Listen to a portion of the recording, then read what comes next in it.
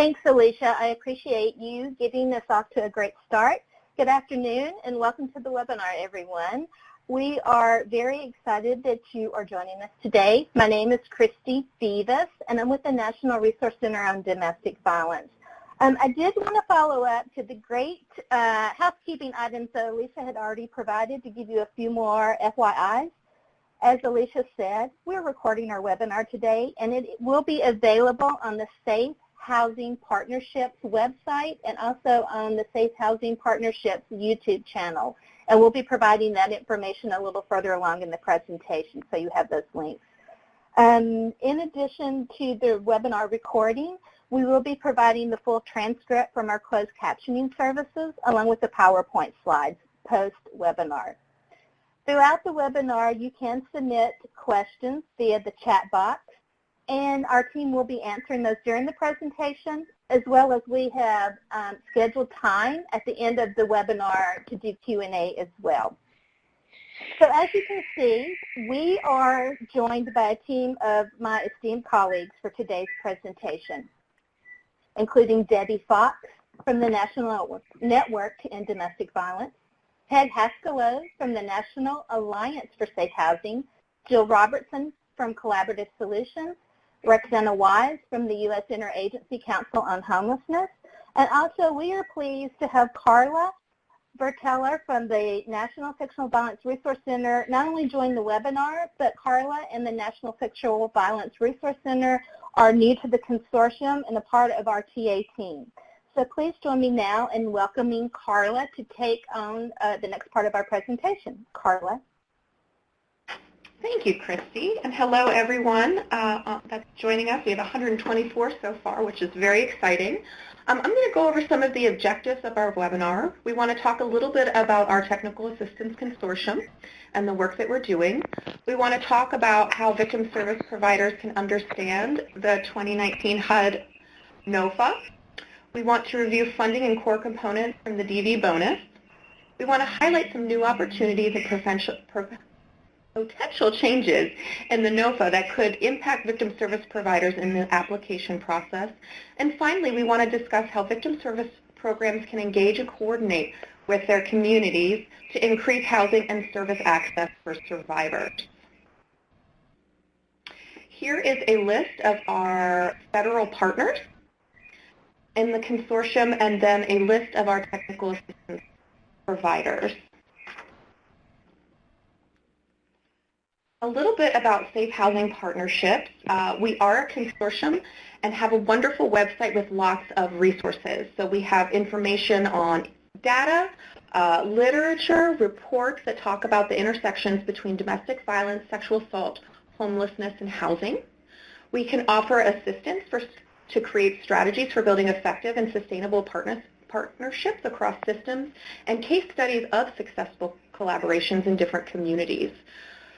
Again, as I mentioned, we have lots of resources available on the site, and then we also can help you work through relevant federal laws, regulations, and policies around domestic violence, sexual assault, housing, and homelessness. One of the wonderful things we're able to provide as part of our consortium is technical assistance. And if you go to the website, there's a very clear area where you can submit technical assistance requests, and we will all jump and be happy to help. Okay, I'll turn it over to Roxanne. Hi, good afternoon. My name is Roxana Wise, and I serve as a Policy and Program Analyst for the United States Interagency Council on Homelessness, otherwise known as USICH. USICH was authorized by Congress in 1987 to coordinate the federal response to homelessness and create a national partnership at every level of government and with the private sector. Through a council comprised of senior leadership and through working groups of agency staff, we engage all relevant parts of the federal government in the work to end homelessness and drive progress by implementing evidence-based practices. Our partners in the HUD's Office of Community Planning and Development use the Continuum of Care program to drive this work. We know what it takes to end homelessness, and we are making tremendous progress because communities are focused more than ever on an ultimate solution to homelessness, which is home. And that's where Home Together comes in. Home Together, written in collaboration with stakeholders across the country, lays out a clear roadmap for ending homelessness in every community. Evidence-based housing-first approaches underpin the system response outlined in the plan. To help people find the stability of home, communities are embracing housing-first approaches, like removing as many obstacles and unnecessary requirements as possible to expedite people's access to stable housing. Home Together was released in July 2018 and provides the blueprint for how federal council member agencies are prioritizing our work over the next 5 years. It outlines the strategies we all need to be focusing on to ensure families have the critical stability of home. We need to build robust, coordinated systems where everyone is talking and sharing with everyone else. We need to prevent homelessness where we can through social support, eviction prevention, etc. We need to divert people in crisis back to stability when we can. And we need to make sure people have support of all systems that can help bring them back to permanent housing with tailored services and supports which include education, healthcare, addiction services, all this so that folks can remain stable. The data speaks for itself. Since 2010, homelessness has declined by 13%. 3 states and over 75 communities have effectively ended veterans' homelessness, and 4 communities have ended chronic homelessness. The work to end homelessness requires a multi-sector approach with multiple funding sources, collaboration, data-driven decision-making, and a laser focus on ending homelessness. And so, the HUD CoC funding is but one tool in the toolbox necessary to prevent and end homelessness. So, the purpose of the Continuum of Care program, otherwise known as the CoC program, is to promote community-wide commitment to the goal of ending homelessness. It's to provide funding for efforts by nonprofit providers and state and local governments to quickly connect individuals and families, persons fleeing domestic violence, dating violence, stalking, etc., to housing while minimizing the trauma and dislocation caused by homelessness. To promote access to and effective utilization of mainstream programs by individuals and families experiencing homelessness, and also to optimize self-sufficiency among individuals and families experiencing homelessness. CoCs are the hub for collaboration across housing and service providers that work with individuals and families experiencing homelessness in a community. CoCs are well positioned to broker and foster relationships and collaboration across systems. Opportunities for collaboration between CoCs and domestic violence providers that communities may want to consider include two-way board membership, which means collaborative planning to ensure full coverage of the geographic region, cross-training, point-in-time counts, coordinated entry in de-identified active lists, service referrals, as well as CoC funding for DV housing programs. And here's a quick overview of the logistics of this year's CoC program competition. There's approximately $2.3 billion available for this competition from fiscal year 2019 funding. This is a competitive NOFA. It implements a strong preference for performance and effective practices included in the McKinney-Vento Homeless Assistance Act as amended by the HERF Act. The competition utilizes the same ranking and tiering process as last year. You'll notice that scoring has changed, and we'll briefly highlight some of that during today's webinar.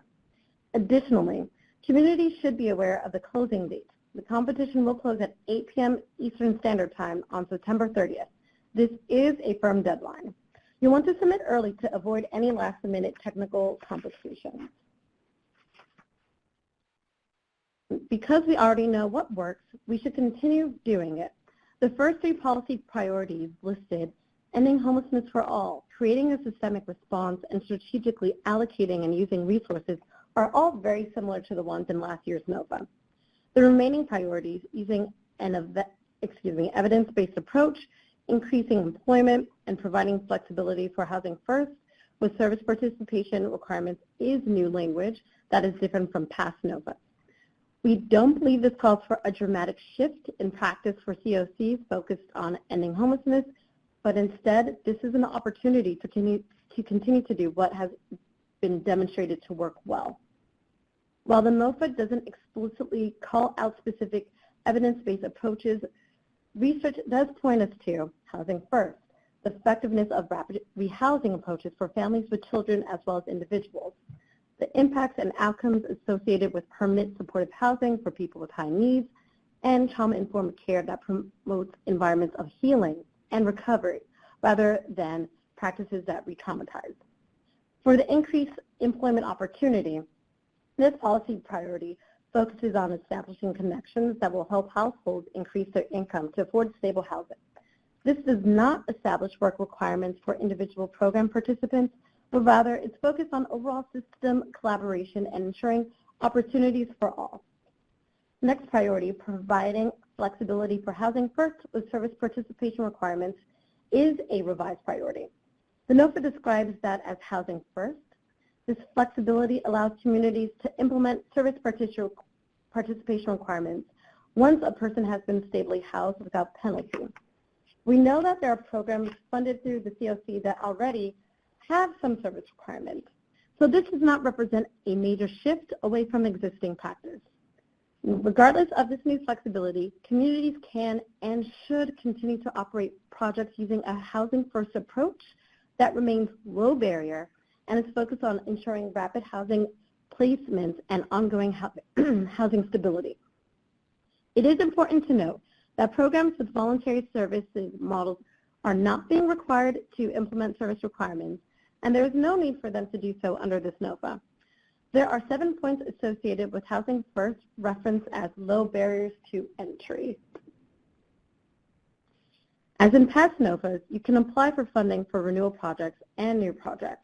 Because this is an often asked question, here's a summary of the types of projects that can fall into the new category through reallocation, CoC bonus, or DV bonus.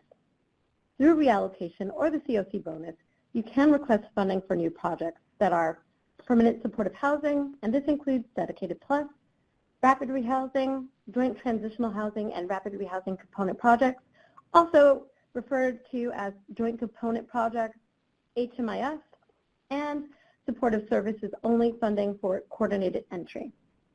Using the DV bonus funding, you can request funding for any of those except for the permanent supportive housing and HMIS.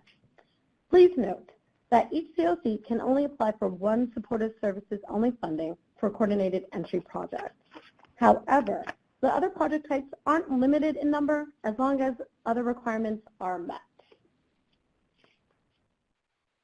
For this year's NOFA, CoCs can submit any number of rapid rehousing and joint transitional housing / rapid rehousing component projects, applications for at least $25,000. However, similar to last year, CoCs can only submit one project for SSO funding to support coordinated entry for survivors of domestic violence. Additionally, for this FY19 NOFA, there are more points available for the quality of the project applicants, up to 50 points for the quality of the project applicants, which is based on the previous performance of the applicant in serving survivors of domestic violence, dating violence, or stalking, and their ability to house survivors and meet safety outcomes. Additionally, to be eligible to receive a rapid rehousing or joint transitional housing / rapid rehousing project, the CoC must demonstrate that the project will use trauma-informed and victim-centered approaches. It is also important to note that there will be fewer points awarded as it relates to the CoC overall application score. DV bonus projects that were awarded funding in FY 2018 are eligible to apply for renewal projects that the project has an operating end date in calendar year 2020. So this means between January 1st of 2020 up until December 31st of 2020.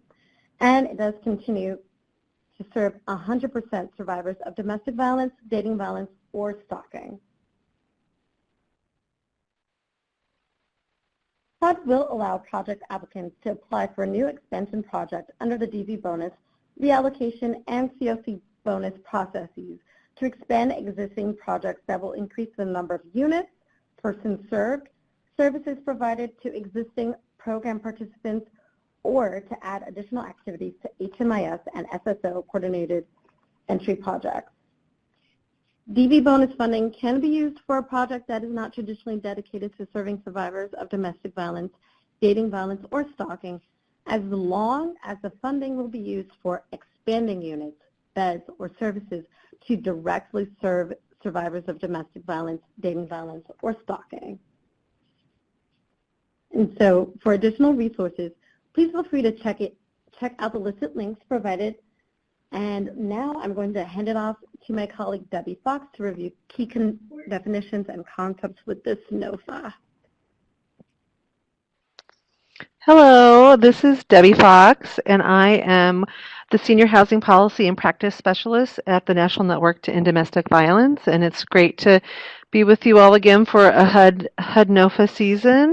So I just wanted to cover a few slides that will talk about some of the eligibility and requirements related to HUD NOFA funding and the DV bonus project. So as Roxana mentioned, we were awarded again with the Appropriations Act for another round of DV bonus funding for $50 million.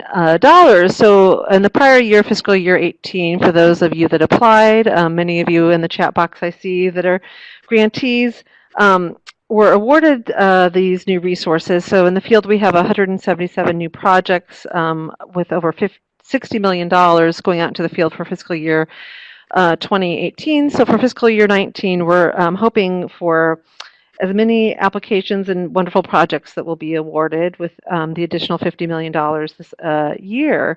So as Roxana mentioned, you can apply for the DV bonus money and for a number of different activities, and that includes the Joint Component Project and Rapid Rehousing. And further along in the presentation, Peg from Nashville will talk a little bit more about the project components and what those look like, as well as you can also apply for the supportive services only for coordinated entry. So just a quick note around some of the key definitions and eligibility to apply for or to be eligible for HUD Continuum of Care funds as a person experiencing homelessness. Under the HARF Act, with the Category 4 definition, domestic and sexual violence survivors are eligible for HUD Continuum of Care funding. So the definition reads for Category 4 for homelessness that DV, dating violence, sexual assault, stalking, or other dangerous life-threatening conditions, including human trafficking, that relate to violence against the individual or family member, including a child, that takes place either within a person's primary residence, or if the person's or individual is afraid to return to their residence and the individual family has no other residence to go to, or the individual family lacks the resources or support networks to obtain other permanent housing. So it's a very broad definition of what someone would be eligible under Category 4, and you can be in an unsafe living situation and be eligible, and there's no requirement that you be literally homeless to be eligible for Continuum of Care funds. And another piece to know is that last year in the fiscal year 2018, the NOFA, there was a note about human trafficking eligibility, and that has continued for the fiscal year 2019, and HUD has clarified that people who are fleeing or attempting to flee human trafficking also qualify under Category 4 of the homeless definition. So HUD considers human trafficking, including sex trafficking, to be one of the other dangerous or life-threatening conditions that relates to violence against the individual or family members. So human trafficking organizations are eligible to apply for these funds, and victim service providers that are also serving people who are fleeing as a result of trafficking are eligible for these funds. Another key piece in this year's NOFA that's a continuation and expansion is looking at racial disparities. There's been a lot of movement in the homelessness field with a lot of leadership with the SPARK study and with leadership from people like Mark Jones and Amanda Indiri and Funders Together. There's just been a real push in our field to highlight racial disparities and to look at the systems, the continuum of care systems, how they're responding to racial disparities, and as there's an intersection around homelessness and racial disparities, that people are disproportionately impacted from communities of color, and particularly high rates of homelessness in Native American and Black African American communities. And so this is very much an intersectional issue for those of us who have been working in the homelessness and housing and domestic and sexual violence space, that we know that there's additional barriers for women of color that face discrimination in housing and nuisance ordinances and other areas, that it's critical that we're addressing these issues when we're applying for these funds. And the field has really come together. Different policy organizations and HUD at the federal level have created different tools for people to use to be able to measure how they're addressing racial disparities, and to be able to look at your outcomes and see how your system is working and how you are prioritizing serving folks experiencing homelessness that come from communities of color. So you can find resources with Spark, this supporting partnerships for anti-racist communities. USICH also has very helpful tools for strategies for addressing racial disparities, as well as HUD has an racial equity analysis tool, and the National Alliance to End Homelessness also has a racial equity network, and they've created a very helpful toolkit. So I really encourage you all to look at those resources as you're developing your projects and working with your continuums of care on your applications. Another key piece to keep in mind in terms of the intersection around the different funding streams, if you're applying for HUD money, for the Continuum of Care money, there's also Violence Against Women Act housing protections that cover all HUD-covered housing programs, including the Continuum of Care. So just as a quick reminder for those who have already received these funds or are receiving Violence Against Women funds and HUD funds, or those new to the table, that if you are receiving VAWA funds and HUD funds, that you must comply with the VAWA rule and be able to provide emergency transfers for survivors that are in your Continuum of Care housing program. So there's a lot of resources on the HUD website, on the Safe Housing Partnerships website. I won't go into a great bit of detail, but basically it requires you to have an emergency transfer plan where if someone is in your housing, they can request a transfer. A survivor can request a transfer, and by law, they should be moved safely to another location, because as we know, survivors are continually harassed and sabotaged by their abusers even after they are in safe housing. So it's very critical that they are able to request emergency transfers and be moved safely to a new location. And so let's see, what's next? All right, the other piece that is everyone's favorite topic, including my own, is comparable databases. Another key piece is that you, when are you receiving HUD funding, it's very critical that you are collecting data and information about people receiving those funds, but under the Violence Against Women Act and other victim service fundings, you are not able to collect any personally identifying information in HMIS. So victim service providers must come up with a comparable database solution where they enter data into that database, but it is not shared at the personally identifiable level to HUD or to the grant managers. So you would be sharing that information with your HMIS lead or grant managers at the aggregate level. So it's something that we work on a lot with the Deviant Housing Technical Assistance Consortium, and that's a piece that we're happy to work with you all in local communities and state coalitions if you're receiving these fundings, these CoC fundings, to come up with a database solution that works for victims and for the victim service agencies that are receiving HUD funding, and then additionally for your HMIS lead, so they can be able to report the aggregate level data and be able to be competitive in the field and highlight the system performance measures for the funding that they receive from HUD. And just a quick piece, little infographic on VAWA and FIPSA confidentiality. So There's language from FIPSA and also VAWA that no client-level data may be shared with a third party, regardless of encryption, hashing, and or other data security measures without a written time-limited release, as described in the Violence Against Women Act. So, as I said a second ago, we're happy to help you figure out some database and data collection solutions that work for victims, confidentiality, and keep you in compliance with your victim service provider funders, as well as keep you competitive with HUD funding and your continuum of care. So I think I'm passing it over to Peg Haskell from the National Alliance for Safe Housing, and she'll go a little bit deeper on the Joint Component Project and Rapid Rehousing projects and what the programmatic pieces look like.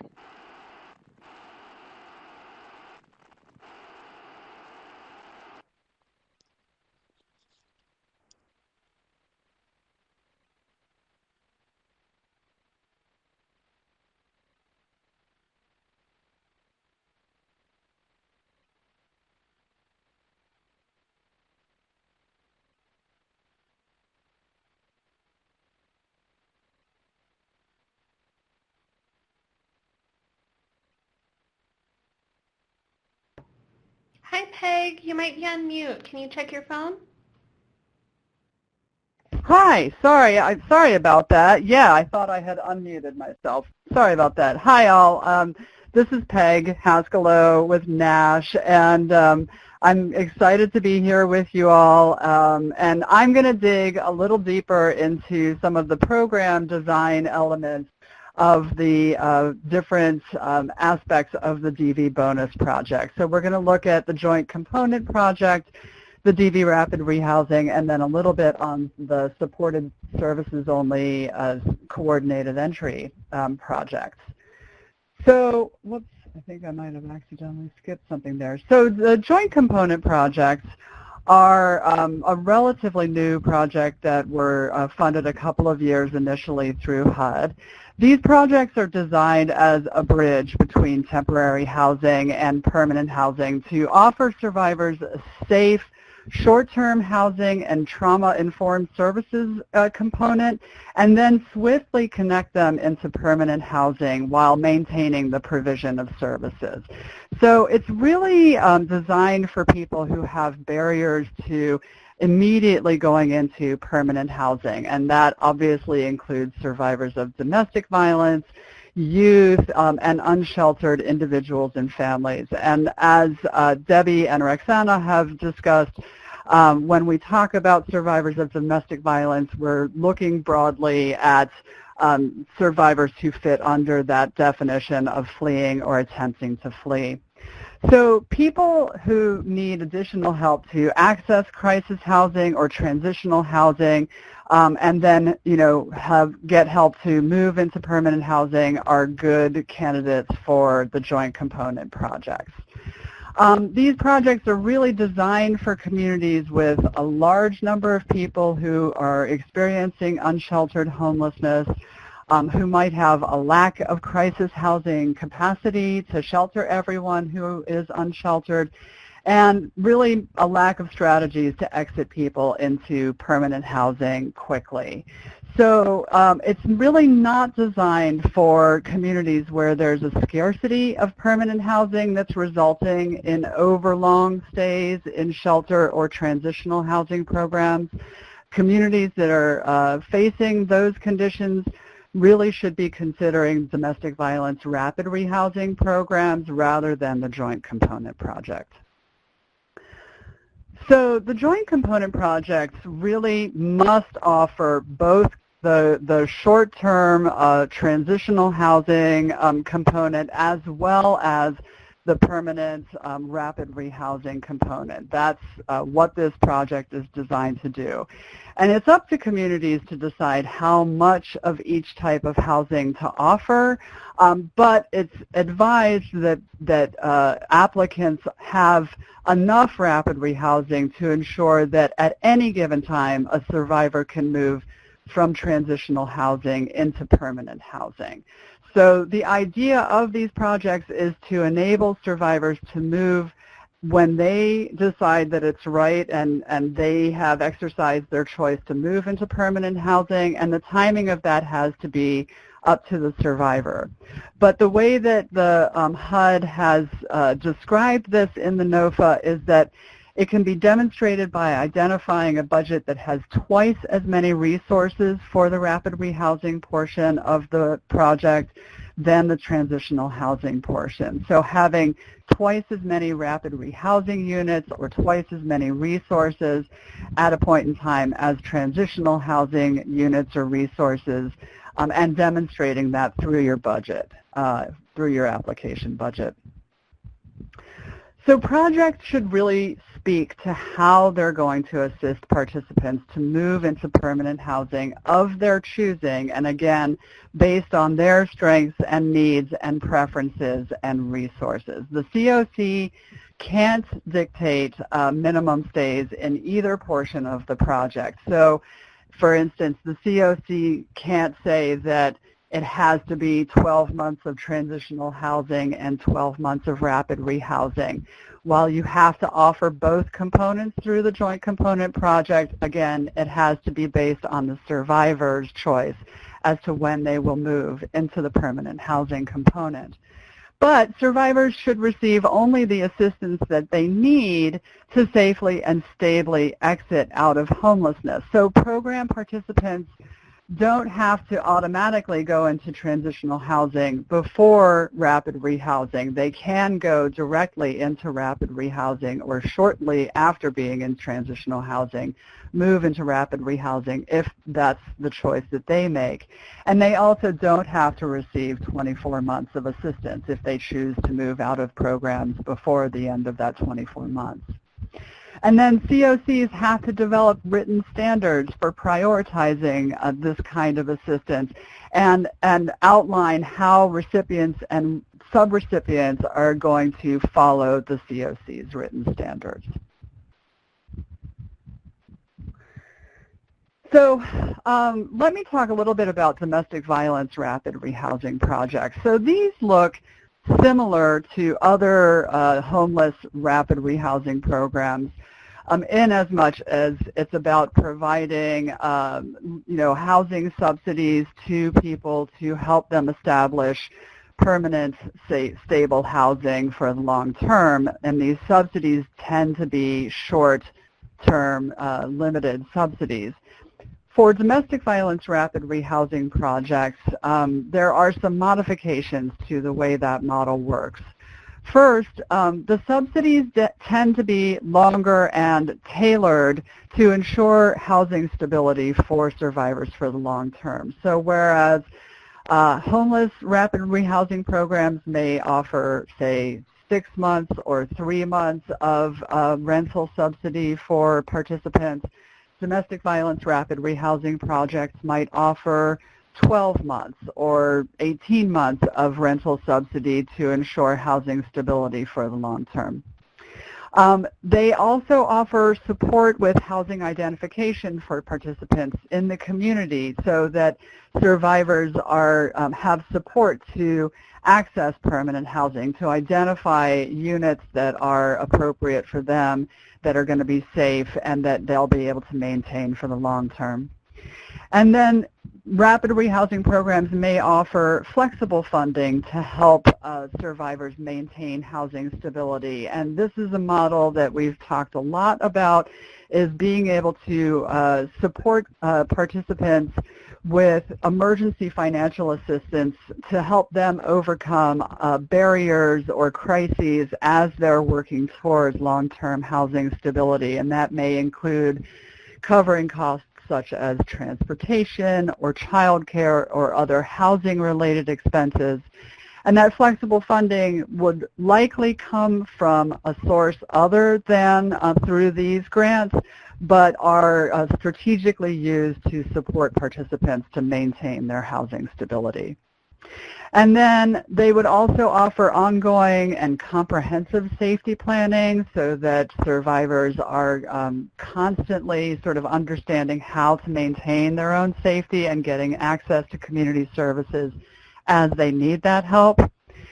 Programs would be voluntary for the duration of the participation in those programs, so there would not be a requirement to participate in services as a condition of receiving housing resources and assistance. And then finally, as Debbie discussed, there is a requirement for confidentiality for survivors' personally identifying information. Oh, there I go again.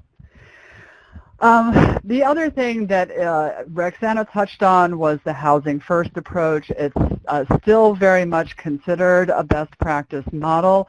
In using housing first approach with domestic violence rapid rehousing, we understand it to mean that it is a program that operates with low barriers, so it screens participants into housing rather than screening them out, that it works to quickly move people into permanent housing, but again, through these programs, it's really prioritizing survivor safety and choice, that it doesn't require participation in services, and for transitional housing programs, that they don't require any preconditions for moving into transitional housing. So there's no requirements that survivors be employed or have, say, protection orders or other conditions so that they can receive transitional housing.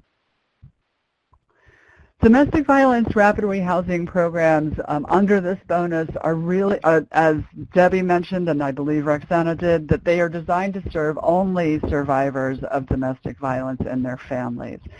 So while they're part of the community's continuum of care, these projects funded under the bonus will employ a comparable database and use confidentiality for survivors' information, and then, as Debbie discussed, work in collaboration with the continuum of care to share that information in the aggregate so that confidentiality is maintained.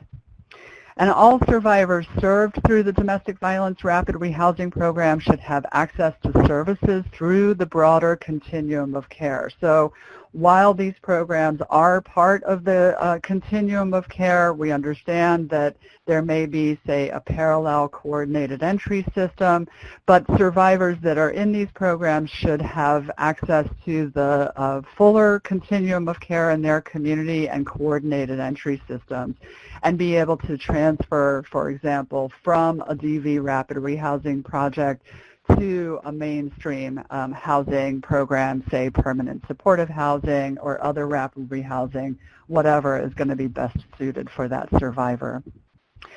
And then finally, joint component projects and domestic violence rapid rehousing projects that are funded may be eligible to renew under future NOFAs, and the NOFA, as it comes out, will establish eligibility for renewal projects. So make sure to consult the NOFA to determine if your project's eligible for that.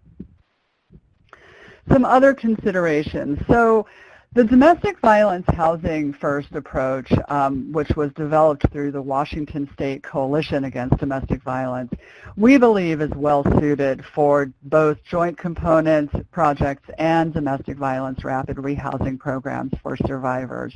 And the DV Housing First approach is very similar to the mainstream Housing First approach, with a few, again, sort of adaptations. The first is that there's a survivor-informed, trauma-informed mobile advocacy that's provided in locations for survivors so that they can access services safely and conveniently within their communities. And that we have information through Safe Housing Partnerships on this modality, but we really recommend it for being able to meet survivors where they are in their communities. I touched on flexible funding before. That is a key component of DV Housing First that's used to support housing access and stability for survivors, and isn't necessarily limited to rental subsidies or one-time grants, but again is aimed at helping survivors to overcome crises or other barriers to their long-term housing stability. And then finally, the DV Housing First model talks about community engagement and partnerships with a wide range of housing providers to support survivors' access and maintenance of housing stability, and also to promote broader systems change. And this is the link to the Washington State Coalition Against Domestic Violence for their Domestic Violence Housing First model if you want more information. So here are a few more things about DV Housing First, and what I will simply touch on is that this model has demonstrated that stable and sustainable permanent housing is proven to produce longer-term safety and well-being for survivors. So we know that it's a model that is successful for survivors' long-term needs. And we believe that it's recommended for communities which, as I mentioned before, have a scarcity of permanent housing options and may result in overlong stays in shelter. I think we touched on many of these other program considerations, flexible funding, safety planning. We definitely want to make sure that there's wraparound services available to survivors as they participate in these programs, and that again, service and housing plans are survivor-driven and really emphasize their choice in their planning for safety and housing needs. Oh, there I go, one more time. So applicants for these programs don't have to be domestic violence programs. This is an important piece to know. However, we believe that it's important for non-domestic violence providers or other victim service providers to partner with victim service programs to ensure that critical program elements are included.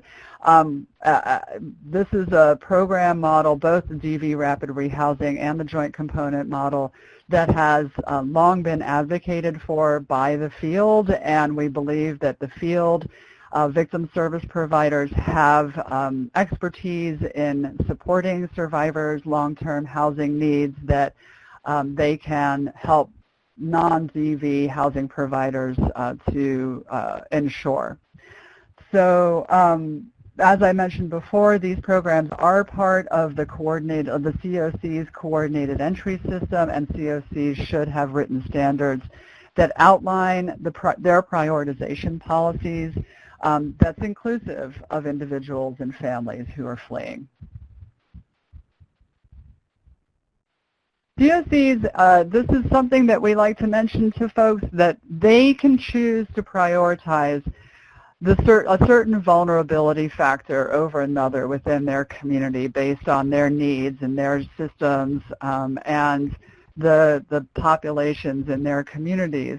But CoCs can choose to allow survivors to be placed in a higher priority for resources such as the Joint Component and Domestic Violence Rapid Rehousing.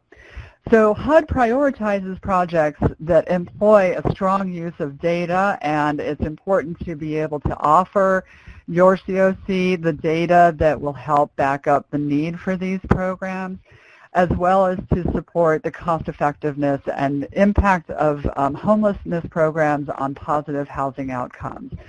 So it's important that as you're working with your CoC and considering applying for these, that you have data to be able to show that need as well as positive outcomes. And while the Joint Component project is a relatively new project model, as is the DV Rapid Rehousing, there is research, as I touched on before, that other research that demonstrates the efficacy of permanent housing and other housing resources in survivors' long-term safety and housing stability. And so being able to pull in that research to back up the need is going to be important. And then finally, the supportive services only coordinated entry program. So supportive services only coordinated entry is designed to implement policies, procedures, and practices that equip CoCs to better meet the needs of survivors of domestic violence, dating violence, or stalking. And what that means is that CoCs might want to implement policies that are more trauma-informed or more client-centered, or to build their capacity to better coordinate referrals between CoCs and other victim service providers through their coordinated entry systems if they have parallel systems. So direct services, it's important to know, are not part of this under the DV bonus, but this does provide an opportunity to help build capacity within your CoC. So why is that important? Well, the coordinated entry system is a system that is designed to enhance the response to homelessness within the community, and that includes promoting participants' choice, coordinating their assistance and mainstream housing and services to ensure that people who are experiencing homelessness receive assistance quickly, and to make homeless assistance open, inclusive, and transparent. So many of you know that HUD issued a notice in 2018 that established additional requirements for CoCs that included specific guidance on the response to domestic violence survivors. And specifically, that mentioned that CoCs can create unique access points and assessment protocols for survivors if doing so would remove population-specific barriers to accessing coordinated entry processes and account for the different needs, vulnerabilities, and risk factors in assessment processes and prioritization. However, whether survivors seek housing services at a victim service provider or an access point for general homeless population, they have to have access to all available and appropriate housing options and related supportive services. So CoCs basically have two options. They can develop an integrated coordinated entry process where victim service programs participate in the broader coordinated entry process for their CoC, or they can develop a parallel coordinated entry program with a comparable process that's designed and operated by victim services programs, but that must follow the same rules as the broader CoC. We know that a lot of communities are still trying to figure out how best to prioritize domestic violence survivors in coordinated entry and whether they want to use an integrated process or a parallel one. But with this opportunity, we think CoCs have the opportunity to really further explore and design a coordinated entry process that makes sense for survivors as well as for their communities. So with that, I'm going to turn it over to Christy. Thanks, Peg. I'm sorry, y'all, just 1 second. There have been so many great questions happening in the chat box. I'm a little behind on getting caught up, but y'all keep submitting the questions. Okay, so hello again. I'm Christy with the National Resource Center on DV. So in addition to the information on the joint component project that Peg reviewed, we wanted just to briefly highlight other opportunities throughout the NOFA where CoCs can prioritize survivors.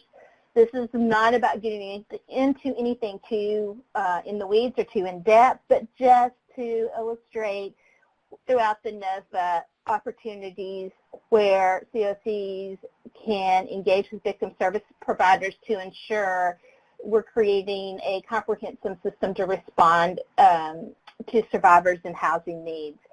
And as you know, for folks who've been familiar with submitting previous applications, project applications to the CoC application or the NOFA process, every point counts, right? So again, we just really want to briefly touch on a few things that CoCs are thinking about for this year's NOFA. One, addressing the needs of victims. So in the NOFA, it talks about CoC coordination and engagement. And under this falls the category or the topic of addressing the needs of victims.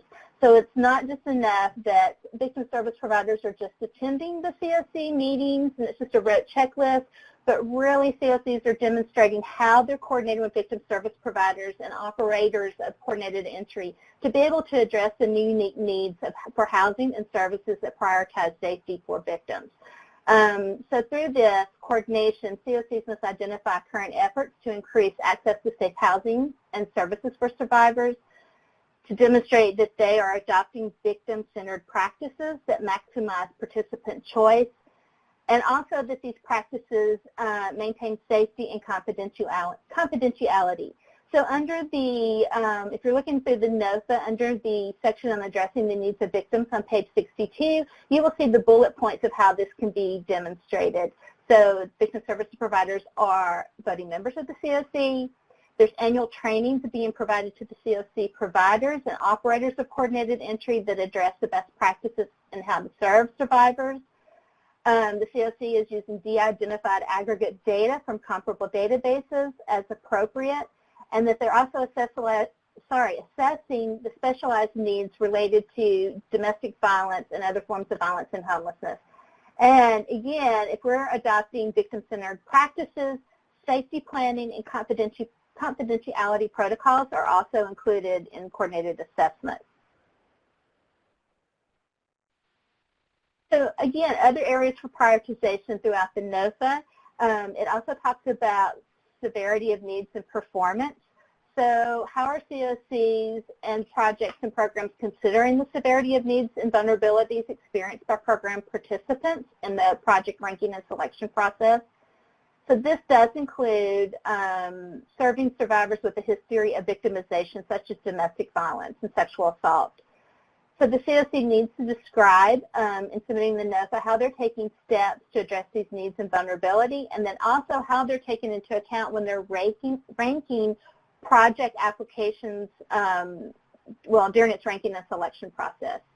Other areas where victims are being prioritized and serving survivors are being addressed is also under the ending homelessness among households with children.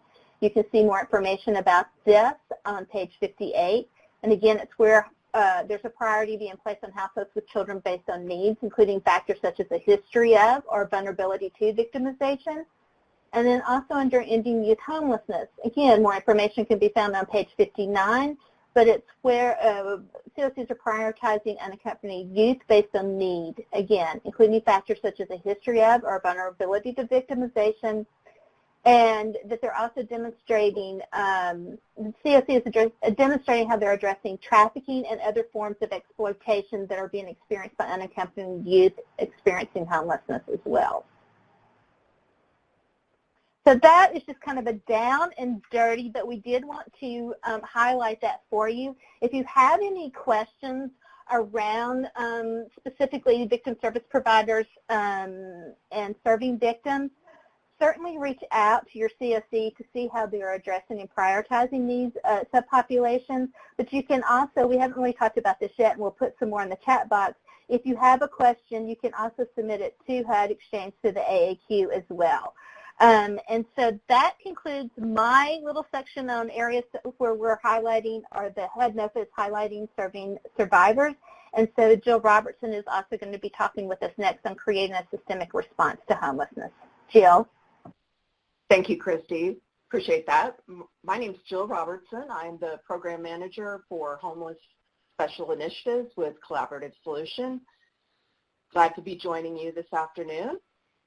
So one of the things you probably have gathered as Peg talked and then also as Christy talked was how important it is to be engaged with the CoC. In order for your projects, potentially as part of the DV bonus funding this year, you'll want to know how you can contribute to the overall CoC's systemic response to ending homelessness.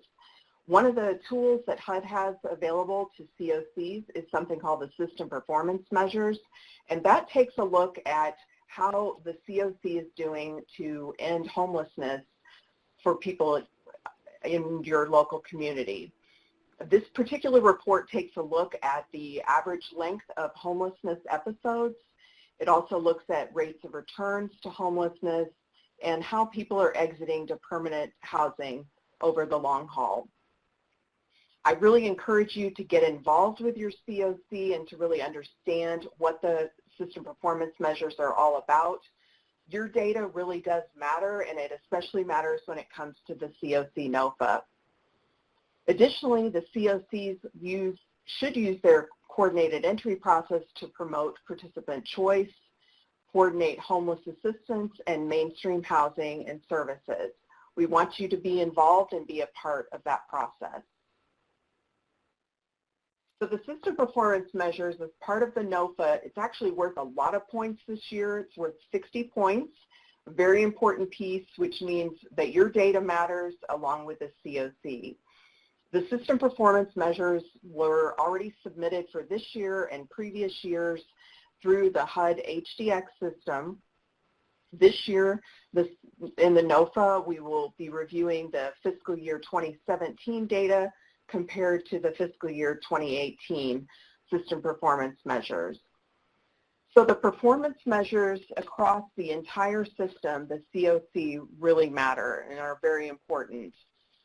So for the fiscal year 19 NOFA, in order for DV bonus projects to be funded, the CoC has to demonstrate that it ranks projects based on how they improve the overall system performance is outlined in section 7B1 of this particular NOFA. Additionally, to be eligible to receive the DV bonus projects for rapid rehousing or the joint component projects, a CoC must demonstrate that the project will use trauma-informed, victim-centered approaches.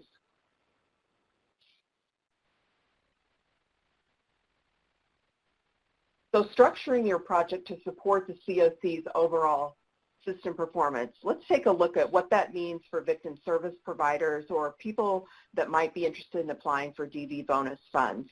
We want to outline just a few considerations for you as you begin planning your project. We have talked about some of this in previous slides, but I just want to reinforce how important your efforts are in writing up your projects. So for rapid rehousing, the housing you'll want to think about your audience. How many families do you have? How many singles do you have? You want to make sure that the number of units that you have built into your budget is appropriate for your audience. You also want to make sure that as part of your rapid rehousing project that you have supportive services built in, or that you're thinking about how you will provide supportive services.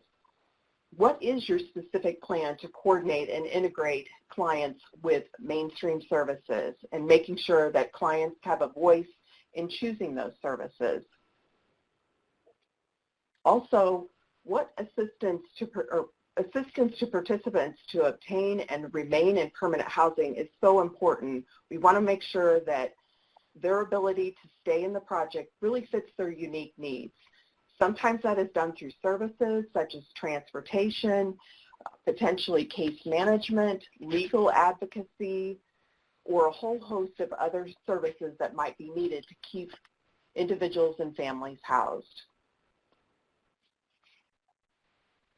In the joint component project, the joint TH, permanent housing, rapid rehousing, again, kind of a similar thing as the rapid rehousing project building. You want to make sure that you know your audience. Are you going to be serving small families, large families? What is this going to look like? You need to be sure, and I know we've had a couple of questions in the chat box about some of the budget questions, and as you build your project, you want to make sure there are sufficient resources financially built into your program to ensure that the participants can move from transitional housing to permanent housing at any given time. It is not required that they actually participate in transitional housing. They can jump right into the permanent housing. And another important component within the joint component is the supportive services. And these are necessary in order for your clients to remain housed. So again, you're going to build in case management, potentially life skills, transportation, those types of things that your clients need in order to stay housed. There should be a specific plan for how you're going to help clients learn about mainstream services, get connected to mainstream benefits such as TANF, SSI, SSDI, those types of services. Also, there should be assistance for participants to continue to have their needs met as they stay in housing. We've talked a lot about the services. And then finally, we want to make sure that our programs have low barriers to entry and that we prioritize rapid placement into permanent housing.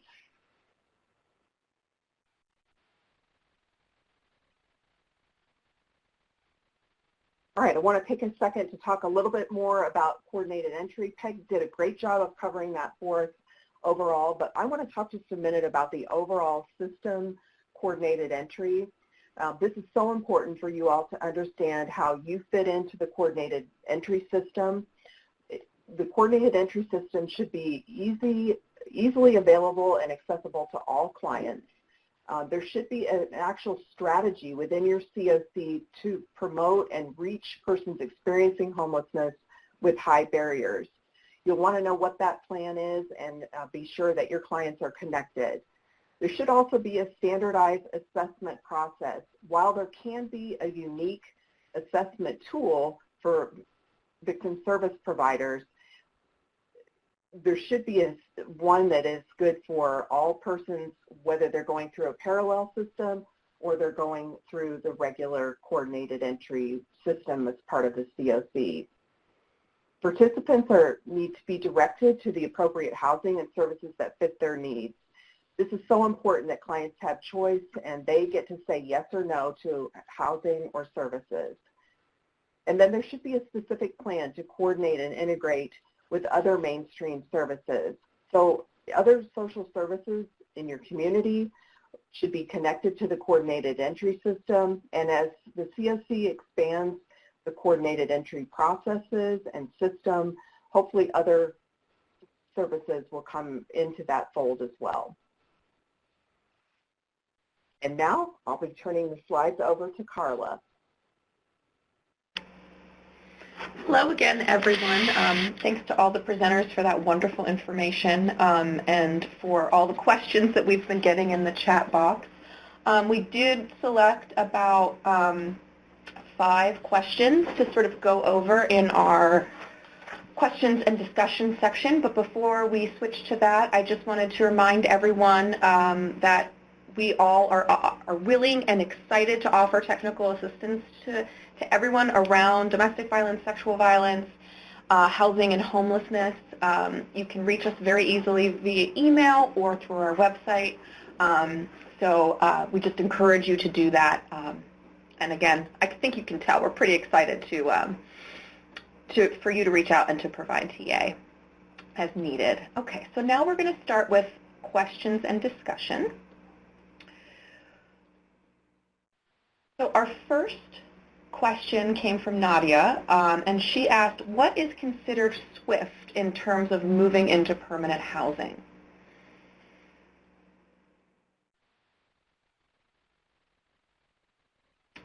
And Hi, Carla. This is Peg. So I don't think that there is a specific timeline or requirement for how swiftly to move folks into permanent housing, specifically if they're in the transitional housing component of the joint component. Again, the interest in that program is really to provide support to the participants to move into permanent housing at their rate in their own space and time. But the interest, of course, in HUD's interest is always to ensure that systems are working to move survivors or other homeless individuals and families into permanent housing as quickly and efficiently as possible. So I think it's how your system determines to do that in a way that works best for survivors' needs and their safety. Thank you so much, Peg. Our next question comes from Kay, and she asked, could we get a little more information and clarity on what barriers there might be for potential joint project DV victims?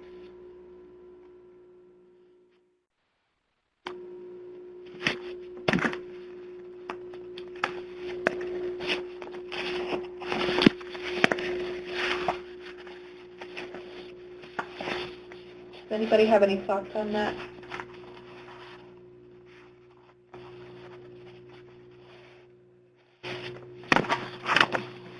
Sorry about that, Carla. I got distracted. Can you repeat the question again? Absolutely. So Kay is asking for a little more clarity on what the barriers might be. So we talked about barriers, but we didn't. I think she's looking for more clarity on what the barriers might be for potential joint project domestic violence victims. Hey, Peg, So, this is Christy. Let me just, sorry Yes, I interrupt, but that Kay posed that question when you were doing your presentation and talking about barriers, if that helps. Okay. Yeah, Oh, that's helpful. Thanks. Yeah. So I think you all are familiar with some of the common barriers that survivors may face accessing either private rental housing and or supported housing, and that often has to do with the situations that they're in fleeing, that they may not have access to information that is required for them to enter permanent housing, or have the ability to participate in a lot of intake processes that some systems might be interested in their participating in, and there are issues sometimes around their assessments or their prioritization, so that they may not qualify for homeless housing or other kinds of housing. So there are just a lot of different considerations that we believe the Joint Component Project really offers an alternative resource for survivors to have access to immediate housing if they're unsheltered, and then a pathway into permanent housing long term. Hey, Peg, one quick thing, and I'm sorry I didn't mean to interrupt, but Kay also posted, just for a little more clarity, that barriers specific to joint projects, so if you had anything else you wanted to add. I don't have anything off the top of my head. Do you have thoughts on that? No, I just want to make sure because she's just posting. And then also one more quick thing to clarify. Let's see. Yeah, this is real-time stuff. This is great. So not referring to mental health or SA along with DV. Specific to joint projects, so not referring to mental health or SA along with DV. So I'm not sure, do you think we might need her to submit a question after, just so we can make sure we're answering appropriately? I think that would be helpful. Okay, so Kay, if you will send that to us at Safe Housing Partnership, I'll post the link again in the chat box so you'll have it. Sorry to interrupt y'all. No, thank you, Christy, and thank you, Kay, for the great question. Okay, so our next question is from Kritika, and it is, if a domestic violence agency provides only transitional housing, are they still eligible for the DV bonus?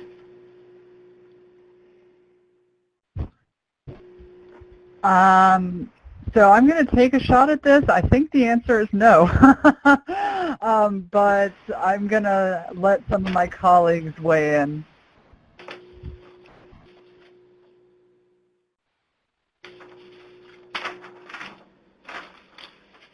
Debbie or Roxana, do you all have a thought on that?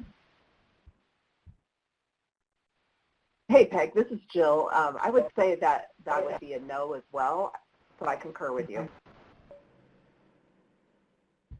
Okay. Right. I mean, I think, again, the idea is to provide a pathway to permanent housing, and the Joint Component Project offers that bridge, but I think there's very much an interest in ensuring the permanent housing option or resources are available in addition to transitional. Great. Thank you both. Okay, Angela asks, can you clarify the definitions of, quote, survivors of domestic violence, end quote, versus, quote, fleeting domestic violence, end quote, as it applies to the HUD definition?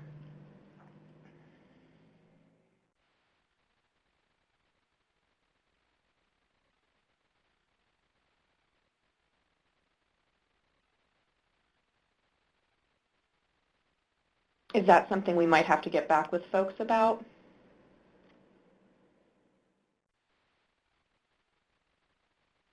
And I think that is that where, I'm sorry, y'all, I'm getting a little behind on this. Is that where we had asked Angela to submit via AA? Was that the one we asked her to submit that via AAQ? Oh, the AAQ.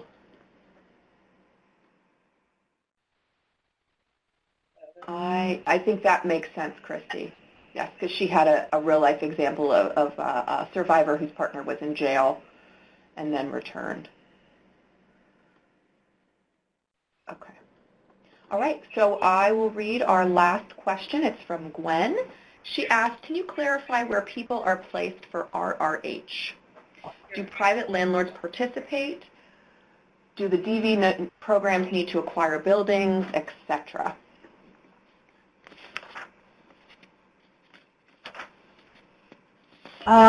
So this is Peg again. It is recommended that for rapid rehousing programs that you develop relationships and even a network of landlords who are open to working with you and taking the vouchers for rapid rehousing resources. My understanding of the transitional housing component of the joint component is that programs are required to master lease those units, but for the rapid rehousing program component, it's recommended that they support survivors or participants to lease up in private rental units in the community and then subsidize their rent. And I will invite my colleagues to add to that.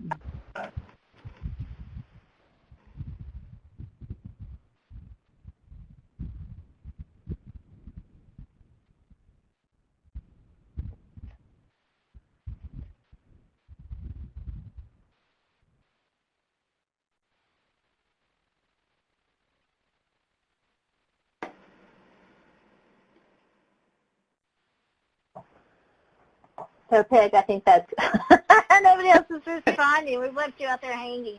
Are there any other thoughts on that one? I know Debbie was wanting to weigh in from a couple of questions back. Debbie, are you there? I'm on. Okay, great. You are. We can hear you. Yep.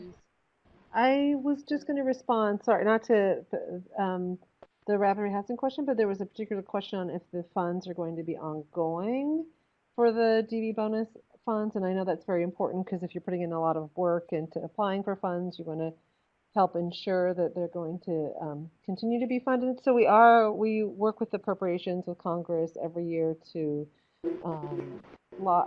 educate Congress why these funds are needed. So there's it's currently in the budget, the current year budget, $50 million, and has been in the last 2 years' budget. So we see it as an ongoing funding stream. And it's important to note, too, that the funding for this year, if you received the funding last year, you can apply again for the funding for this year. And so we do hope that it'll be ongoing, and we always are doing the best that we can to have those conversations to ensure that it will stay funded. And our partners at HUD are also committed to the funding as well. So we are very hopeful that it will be continuous funding.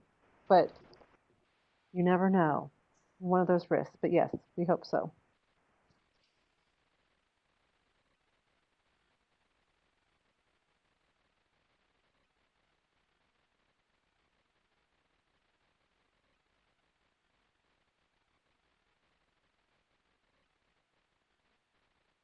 Okay.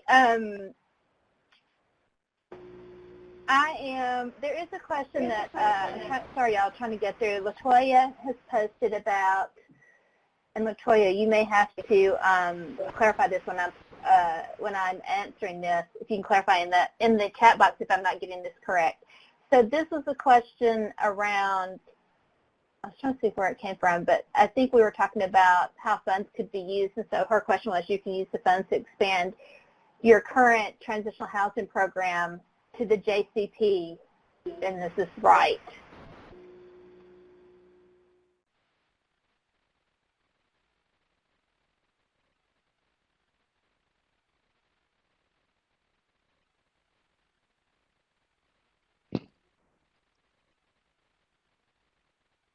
Thoughts on that? So, Christy, is she asking if she can do an expansion of the JCP? Is that correct? Latoya, can you clarify if that's what you're asking, just in the chat box really quickly?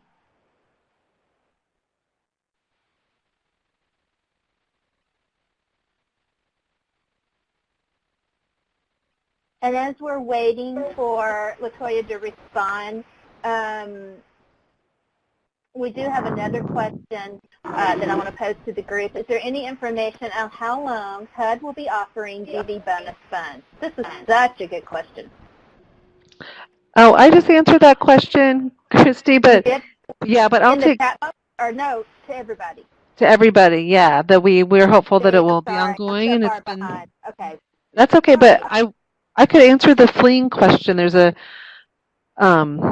bit of information of someone in particular is talking about a survivor who's reunited with their abuser. So I just want it to be very clear with folks that how the HUD CoC funding, it's not specific to, it's DV bonus money, but it's not specific to like that you, like your status, what your relationship status is. So with HUD funding, with the continuum of care funding, people have to be, have their eligibility status, it's once a year. So if someone comes into your program and they reunite with their abuser, they're still eligible for those housing resources. You could do the check to like make sure that they're financially eligible, but technically it's once a year you do the reevaluation process with someone. But the HUD funding is not particularly victim service provider funding, even though it is DV bonus project. And then around the fleeing pieces, we have created a document that we will be putting out to the field that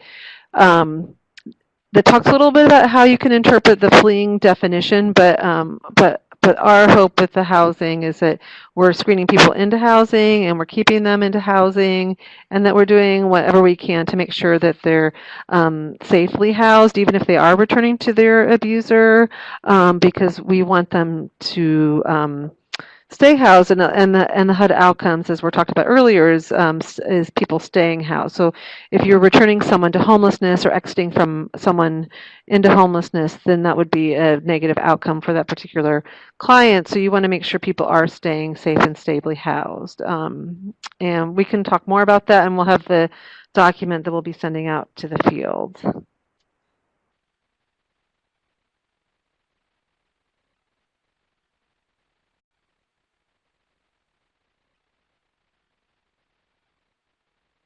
Okay, so we have another great question from Gwen.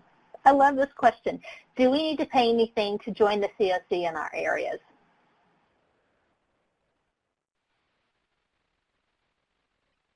Hey, Christy, I'm happy to take that question. So the answer would be you really would want to check with your CoC to see if there are any membership fees. Typically, there would not be. You should be able to join your CoC without paying any kind of fees.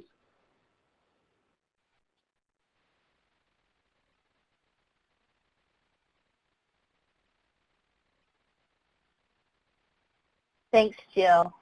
So we still have a little time left, y'all, and I just want to see if there are any questions. I know there's a little bit of interactive conversation going on in the chat box still, which is great. We appreciate that. Are there additional questions that y'all have?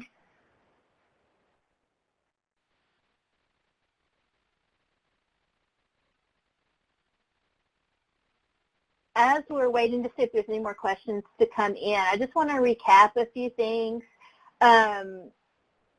We will have the recorded webinar along with the PowerPoint slides and accompanying information posted to the safehousingpartnerships.org website. And it'll be on the NOFA landing page. But you can access it when you click on our homepage. There's a link to go to the NOFA resources directly on the homepage of Safe Housing Partnerships.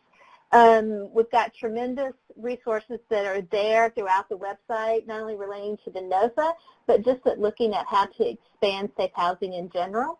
We have a lovely YouTube channel that we will also, you can link into this recorded webinar there, as well as find other great webinars on safe housing for survivors. And then, if you have any questions, again, we would encourage you can reach out to us directly through the Safe Housing Partnership website. And if it's something that gets a little more technical or complicated, you can certainly reach out to HUD directly through their Ask a Question portal. So we've got a little bit more coming in. I think it's still more around interactive exchange between people other than questions. Anything burning that we have not answered today that y'all want to know? Hey, Christy, Mary has a question on learning about the HUD, Sure. and the CoC acronyms. So there's a great website. It's the HUD Exchange. You can go there and learn about some of the lingo that the CoCs typically use. And also, I know we've mentioned it a few times, but actually reading through the CoC NOFA will help you understand a little bit more about how the CoC operates and some of those acronyms and the lingo that is used.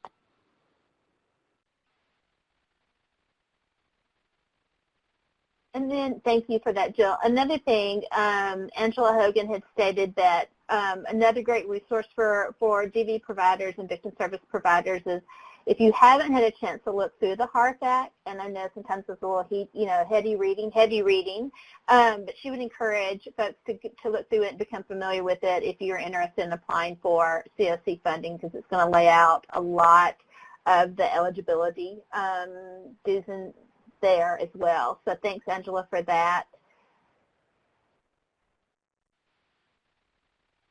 So Kay Matthews also has a quick question. I don't know if it's quick. There's another question. Sorry, Kay, I didn't mean to say it was really quick. She is still interested in finding out a bit more on where funding for 2018, a bit more on where 2018 funded DV programs are to be funded as a renewal, if not through the DV bonus fund, meaning renewals and new projects are vying for the same funds.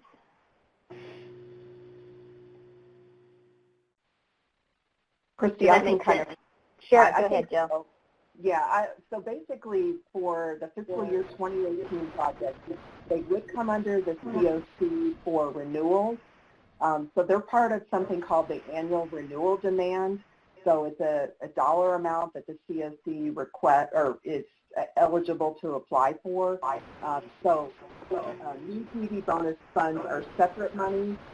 So renewals will be part of the CoC's regular funding, and then there'll be new monies under the DV bonus.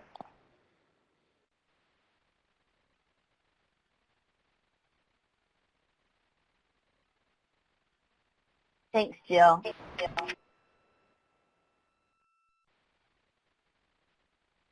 So one quick thing, there was one of our presenters posted something to us to state for Kay, for you, new DV bonus projects and DV projects renewing for the first time are not both coming out of the DV bonus pot, if that makes sense. And I think if you need additional clarification, again, we would welcome you to submit a question through the HUD AAQ, or you can reach out to us through Safe Housing Partnerships, and we'll try to help provide additional clarification.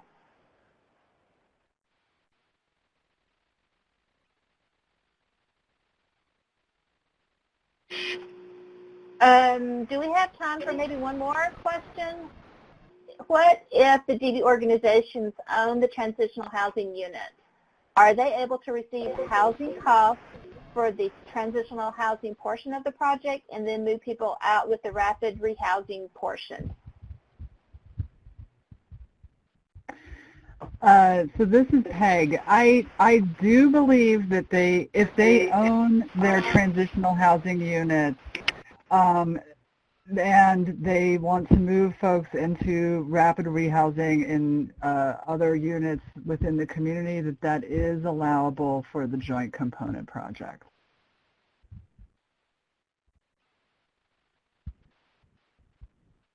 Thanks, Peg.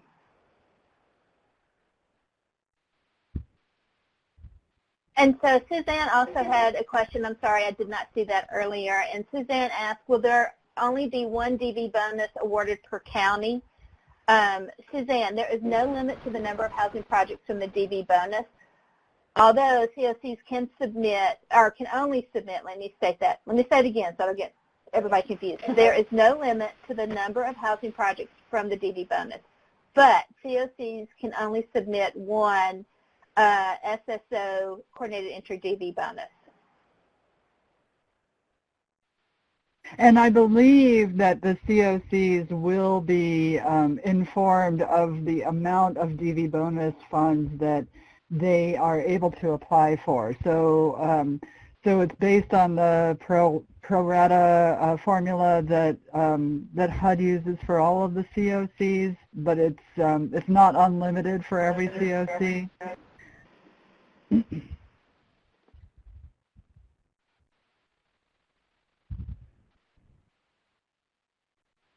Thanks, Peg, for adding that.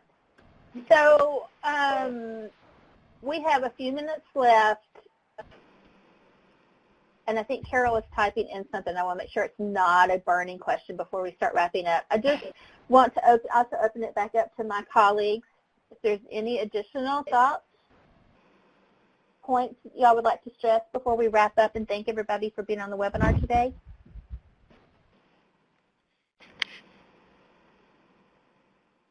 I think someone did ask if we were going to make the questions in the chat box available, and just to reiterate what we had posted, we're going to try to go through and clean that up and then have it posted to the Safe Housing Partnership site, but we wanted to clean it up just so it would be easier for y'all to follow and it, you know, the Q&A flow, make it a little easier to read. So yes, we will be doing that.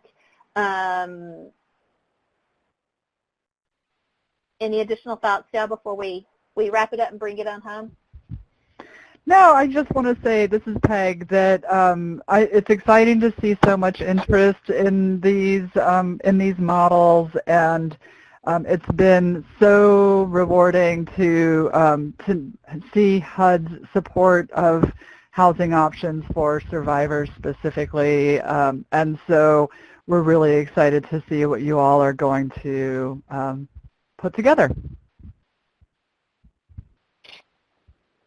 Thanks, Peg. Other team members, thoughts? Hey, Christy, this is Jill. As somebody who is very involved with the CoC in the past, I just want to encourage everybody on this call to apply for the DV bonus funds. There's a lot of money available. We want it to go to you all, so please work with your CoCs and apply. And best of success in your application. Absolutely. And know, again, y'all, I know we've said it multiple times, but if you have a question, please reach out to us through Safe Housing Partnerships, and you also can submit a question to HUD through their Ask a Question portal, and we'll make those links available on Safe Housing Partnerships too.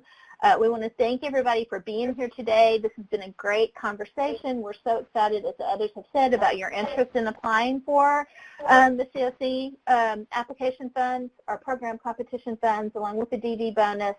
We want to hear about the great things that are going on in your community. So if you're doing something really innovative or you've got great collaboration going on, please reach out to us and send us that information too, because we always love to highlight and lift up practices and strategies that are working really well in CoCs and communities. The other thing I would ask you before we leave today, when we close out, there will be an evaluation. Y'all please take time to fill out that evaluation. We want to hear your input, and I know sometimes it's easy to click off and say, that's it, I'm done, but your feedback is very important to us. So on behalf of the Consortium TA team, thank y'all. Please reach out to us, and we just appreciate you spending time with us today to learn more about this year's NOFA. Thanks, everybody. Thank you.